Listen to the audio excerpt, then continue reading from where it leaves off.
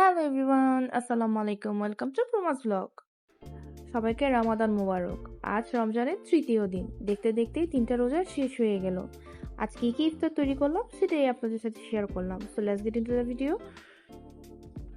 আজকে তেমন কিছু করা হয়নি। আজকে একটু চনা বুট ভেজেছিলাম আর সাথে একটু ডিম চপ করেছি। আজকে আমি বিরিয়ানি রান্না করব, তাই ইফতারে বেশি কিছু আয়োজন করিনি।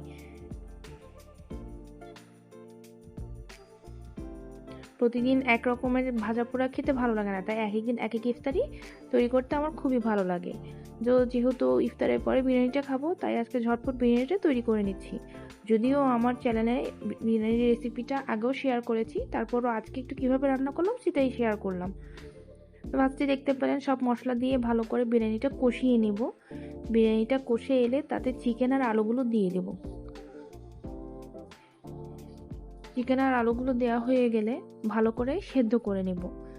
সিদ্ধ হয়ে এলে তাতে চালগুলো দিয়ে দেবো। চালগুলো চিকেন আর আলুর সাথে ভালো করে ভেজে নেব। ভাজা হয়ে এলে এতে গরম পানি দিয়ে দেবো।